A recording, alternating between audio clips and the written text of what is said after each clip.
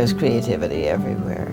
From making a clay object to worrying a poem through until it gets written. Just being creative is not enough. It's a part of your existence, everything.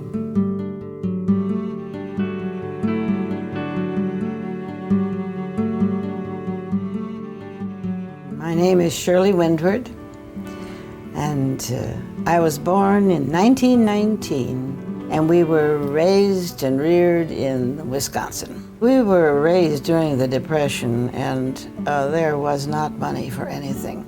There was just barely money for music lessons. I got those for about 6 months once, and I learned my notes. From there, I went on reading music in all directions. So I've always loved music.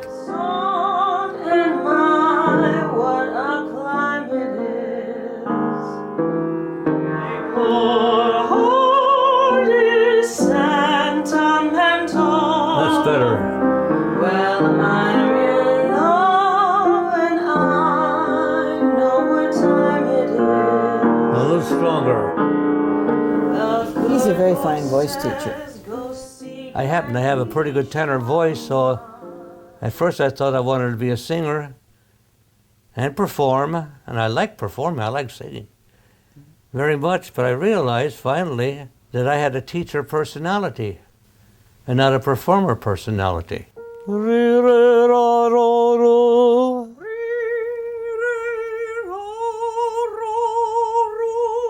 little deeper now. Teaching is what he does best. And Shirley, I remember, started out her teaching when her education teacher said she will never be a teacher because she stimulates the students too much. Overstimulates them, she said. I did that a lot. And they should see her now with her school.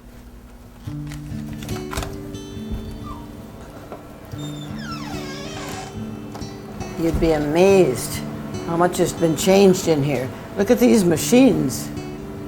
If I can find mine, wherever that is, there I am.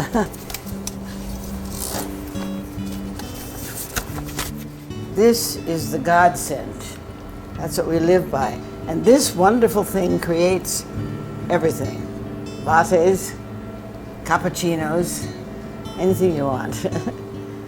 Small place, very nicely set up. I thought it would last perhaps a few weeks, a couple of months, a year, tutorial stuff, you know. See if we can go in here. Every year we got 20 more students. Oh, it's a class. And we had to keep it going. So here it is now. 450 children in one place, in the third site. We don't bother them. It's a beautiful little school, and it has some beautiful children. Hello, darling. How are you? I'm fine, thank you. And wonderful teachers. Hello. I'm fine too. You? A very good commander-in-chief. I've been head of school at Windward for 19 years. And throughout that time period, she has been a wonderful inspiration to me. When we talk about the evolution of the school and her vision, she's often talked to me about how a school is like a child, that you give birth to it, but it's going to grow following its own personality. When we had our first examination by the organization that accredits you, they asked me what my philosophy was, and I said I thought probably it was to operate against whatever trends were in order. I was a bit of a renegade. When I first met Shirley, I remember taking a trip to Magic Mountain with the students. And I saw Shirley joining the students on some of these different roller coasters. And I was a bit intimidated and thought, if Shirley could do it, I have to have the courage to do it too. And I tried to join in, and I took one look at one of the really high roller coasters and thought, I just don't know if I could do that. And as I looked up and felt completely intimidated, I looked over at Shirley and realized she was joining the line of the people that wanted to ride that roller coaster backwards. I fear two things. I fear hurting someone else, even inadvertently. I fear that. And I must admit, I would fear a rhinoceros coming through the room.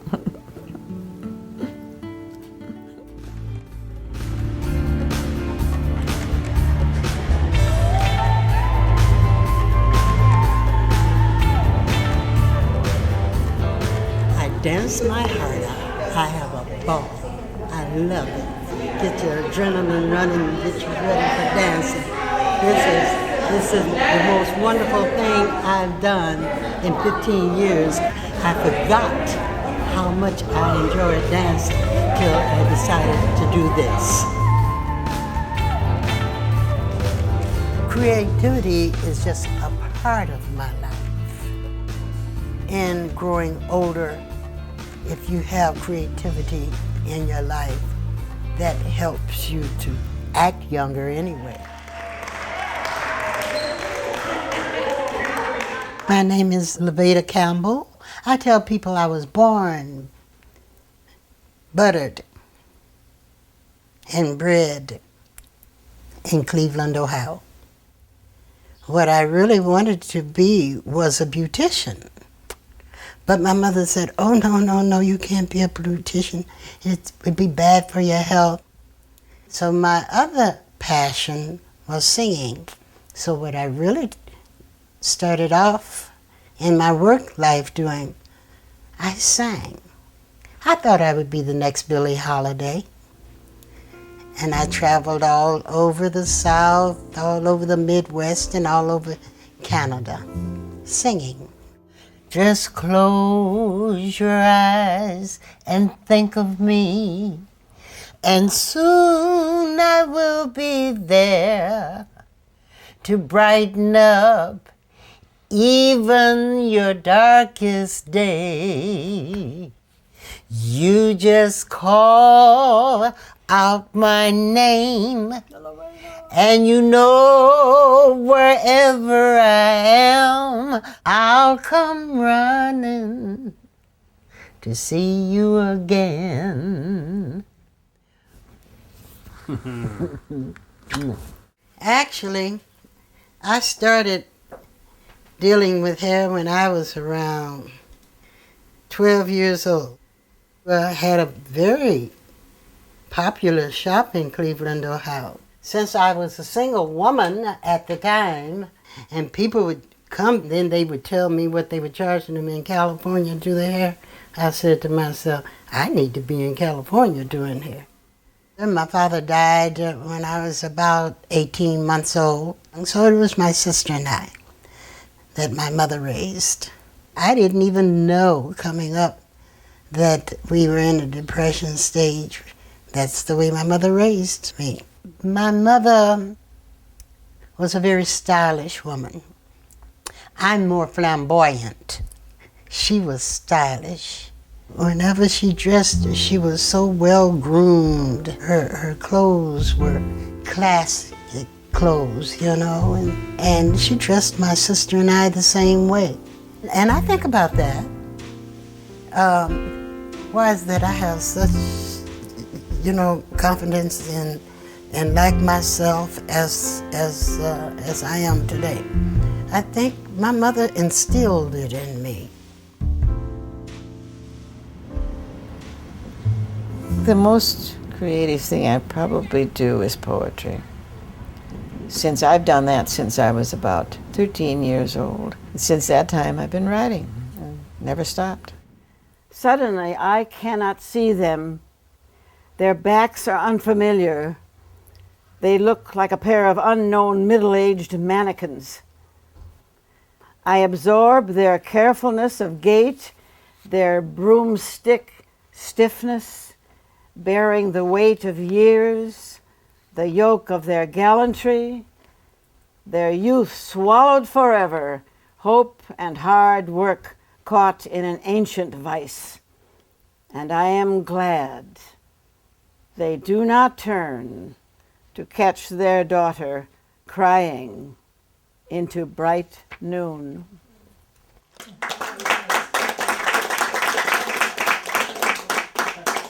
There are probably generic things you can say about what it means to see beauty come out through old skin. But I think that specifically in the case of my mother, it clarified her. Rather than seeing all the complexity, there's this more like this clear light that simply starts to come out, as if they have pared away the non-essentials. And that's very beautiful. It's almost like hearing a very good prayer or a very good poem or hearing a very good piece of music. But it's simple and it's elegant and well phrased. We have no grandchildren, so our sons are very dear to us, particularly. But that doesn't matter either, because you have godchildren everywhere. And we have all these friends that we have around us, and all of those are part of the web, the network. Without that, I think older people shrivel and get very lonely, and sometimes just leave earlier than they had to.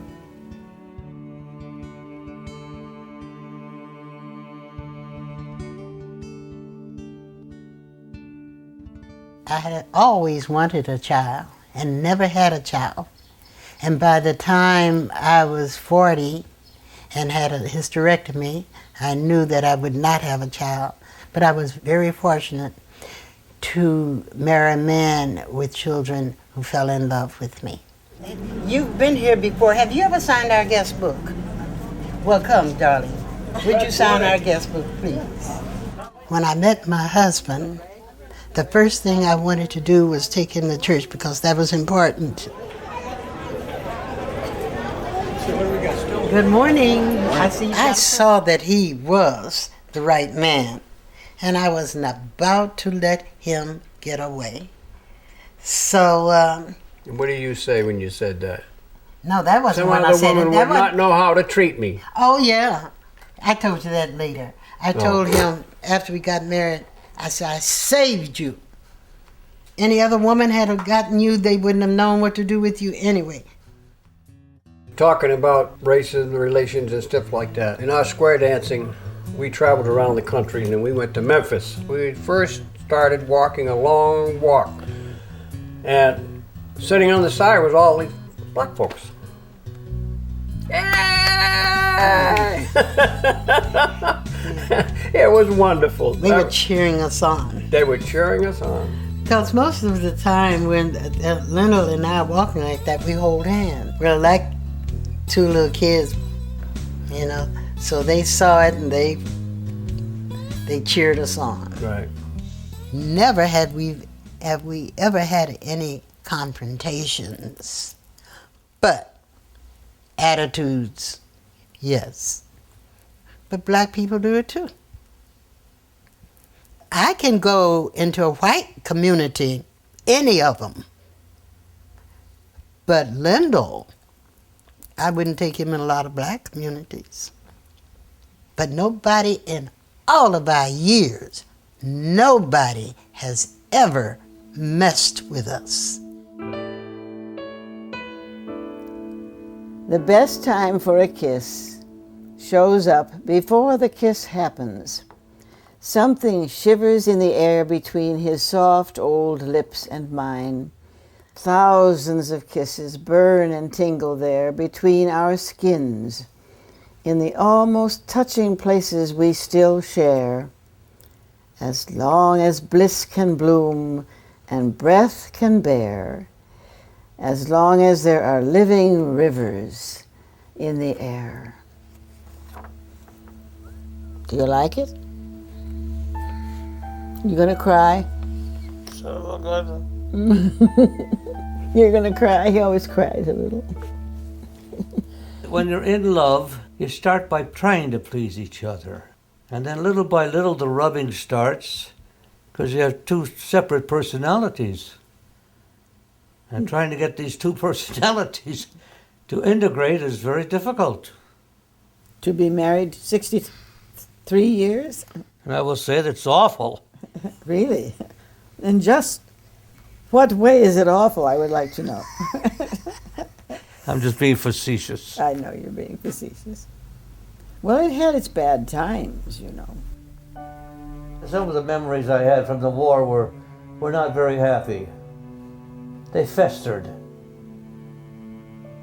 As Shirley will certainly Attest to. I made her life miserable for almost over 10 years when I came back from the war.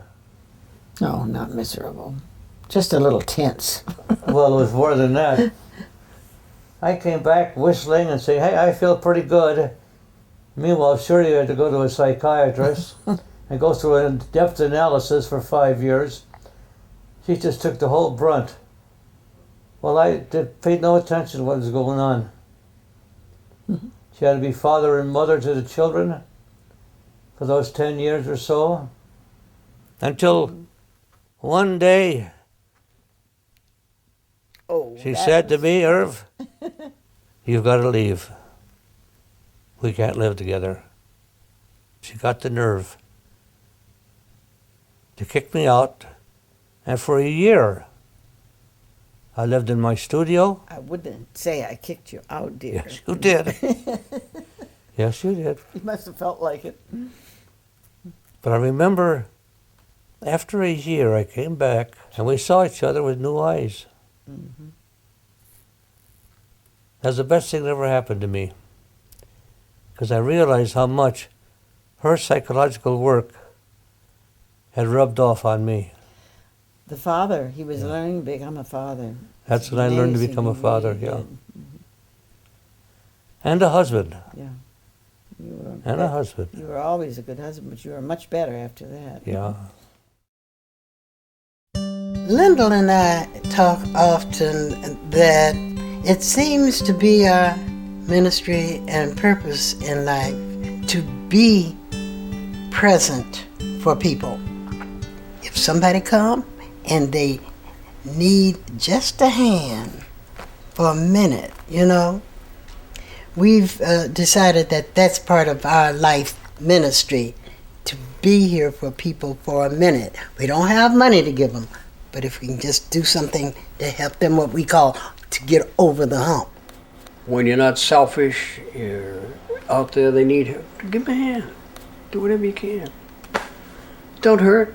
It keeps you young. The God energy to each one for all things to be. We do counseling, spiritual counseling. And so it is. And so it is. That brings meaning in my life. For somebody to come to me with the challenge, and that's what we don't call it problems or all of that. It's a challenge. But I've lived long enough to know that whenever you have a challenge, this too shall pass.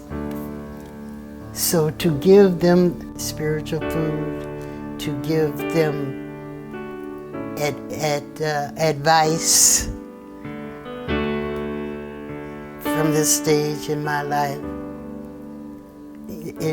that really feeds me. It makes me feel good. We do a lot of marrying people. We go out and see people in the hospital, wherever we can be of service as ministers. I had a girlfriend, and when she got pregnant, she told me, she said, you know, I want you to be my child's godmother. I was 68 years old when that child was born. Love of my life, my God baby. Oh, yes. Just talking about it, it just makes me fill up. It just so happened that her mother was an addict.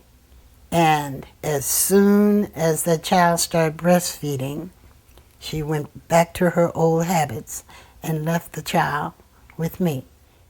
We had her for 12 years, and I loved every bit of her. She knew it.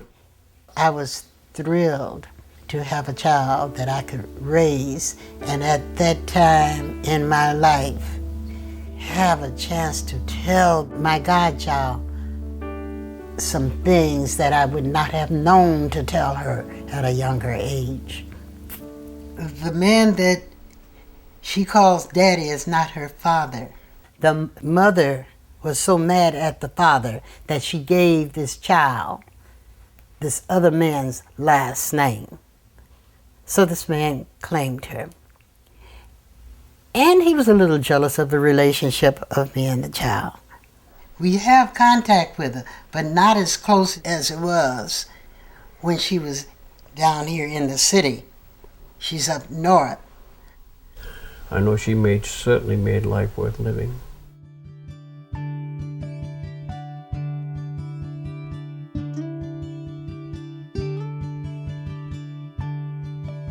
I had a serious illness in 1990 and I was in a coma for several weeks. Shirley had a stroke. She became unconscious, and I'd be at the hospital, and I would sit there and watch her. It was one of those things where they put a shunt in my head. I still have it right here. And Shirley woke up. She woke up. And I thought my heart was going to turn over. I can still remember waking up and realizing he couldn't have changed his shirt for 3 weeks, you know. And he'd lost weight, and he looked so sad. And I said, "What's the matter?" And he said, "Oh, girl, I thought I'd lost you." And I said, "Don't be silly, I'm right here." Because I hadn't suffered. If Shirley died, I would die very soon after. I've been so identified with her now that so I died. Well, it would be my best friend. I don't think. Oh yeah, we've been good friends. I wouldn't. It'd be so hard, so hard. Don't cry. I never said a word. We sometimes do get quite tearful when we think about it.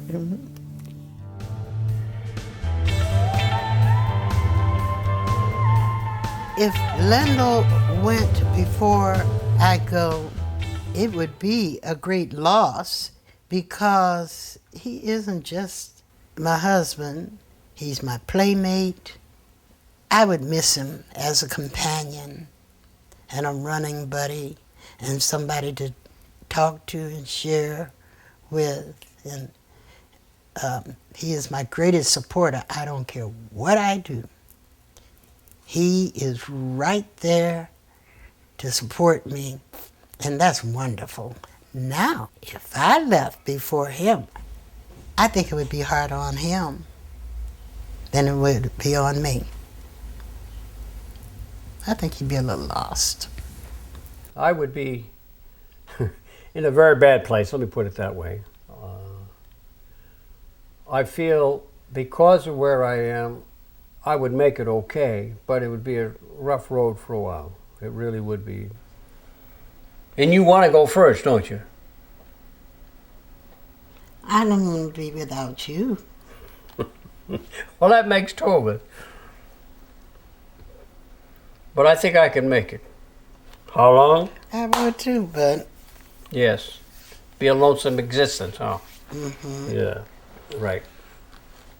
And I know people look at these two old people, and we hold hands as we walk. My husband is very affectionate. We enjoy each other. I have no way of knowing. I didn't think it showed. Yeah. She's like my twin, you know. Only she's a little rigid. I'm much more flexible. Some students wanted a bust of the founder of the school to give that bust to the school as a graduation gift. The crease around the nose, I think, is particularly good.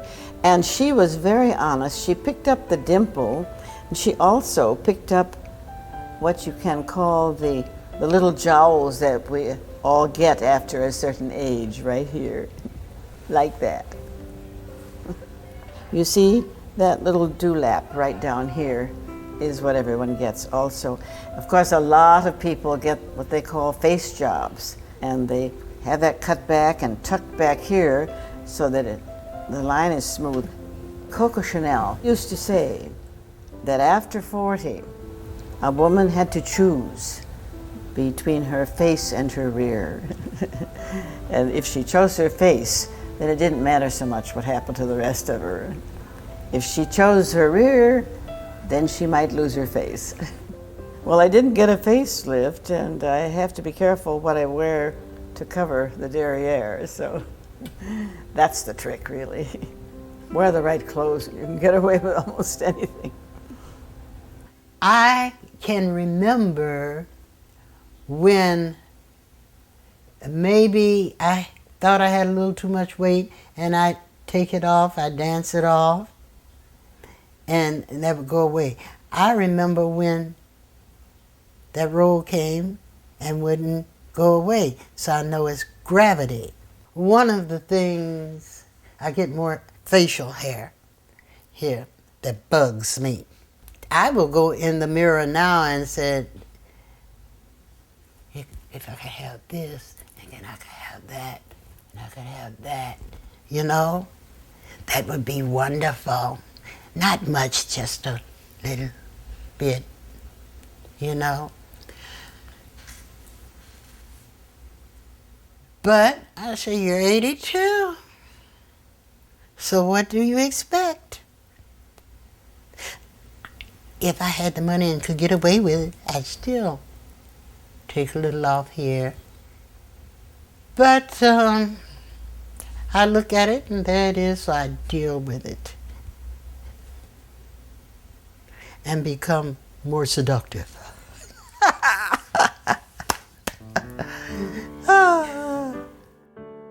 You never get too old to have sex. And my husband and I are very active. Not as active as we used to be, but we still enjoy sex. In fact, I don't dare go up to these stairs ahead of him, because if I did, he'd be up the stairs all up under my dress. And sex does not necessarily always have to be penetration. It's being close to each other, and he likes big boobs, and he's always fondling my boobs and all that. I was just telling a group of women the other day, they were all young women in their late 30s, 40s, maybe one or two are reaching over 50 now. And we were talking about sex in connection with dreams. And I said, well, girls, you don't have to worry. You'll probably be due for a couple of orgasms when you're after 85. And I thought that they'd be very pleased if they were pleased. Because I think they sometimes wonder, you know, what's going to happen. Because he has a prostate problem, and because I get cystitis easily. Well, you don't court that sort of thing if you don't have to after a certain age. But it doesn't seem to matter, because the libido operates in so many directions. We'll pass each other in the kitchen and take a great big hug. And we scratch each other's backs. And we both giggle, you know. And sometimes we just both wake up at the same time and cuddle.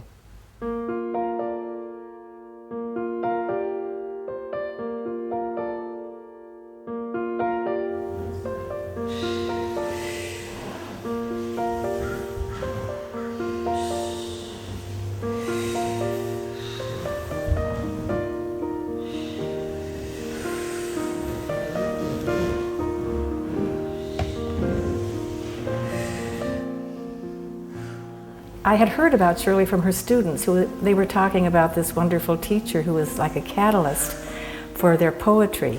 I guess it's 40 years we've known each other. And then she's been here about 10 years. Shirley is an awesome dancer. She could have been a dancer. She's very creative, and she will give us creative movements that are full of principle, so we use them in the class. use every part of the body. Because if you do that when you're older, you keep much stronger.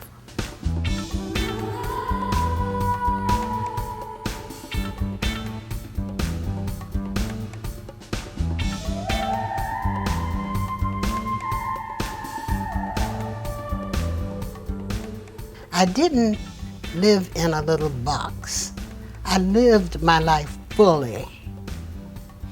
And I'm glad that I did, because I see women 50 and 60 decide to give up on life and go sit down somewhere, don't look forward to the future.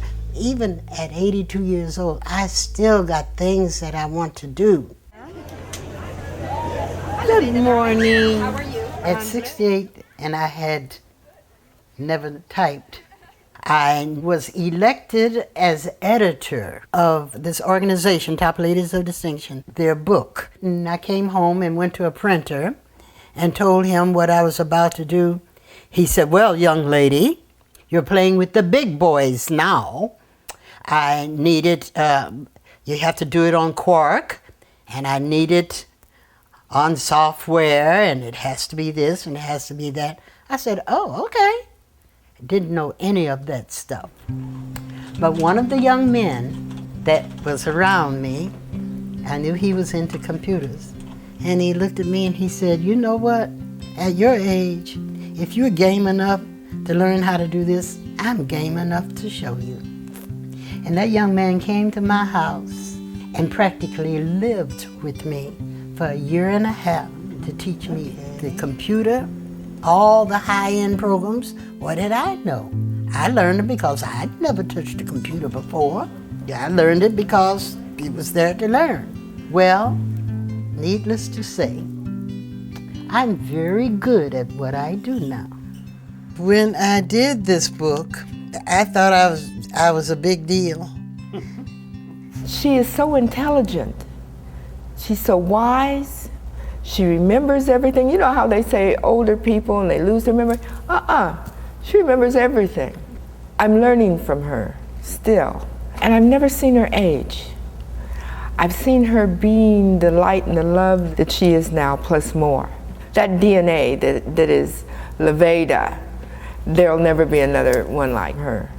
You know what? It's nice to live and can't think of many regrets in your life.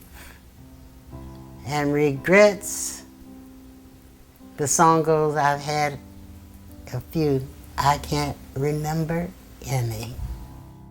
Today I'm involved in the school just about when I want to be, in an ad hoc sort of way. And I go to all the plays. I don't go to too many of the games, although I wish I could. They're very, very vociferous and loud, and it's a little hard on me. So we welcome you now to see off these beautiful children. I call them children because I'm too old not to think of them as children.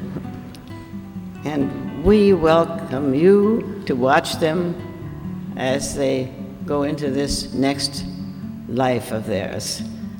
I would hope that reincarnation was true, because I would love to do some things I didn't have a chance to do. What do they call that? When you dive, skydive? I would love to be able to do that. I asked them once whether I could, and they said no, I'd probably break a leg and it would not be good. So I'll have to wait till the next life. She's a bit greedy. She's greedy for living, and she never quite stops it. Yes, I'm very greedy. But I'm greedy for experience and for wonderful things to happen.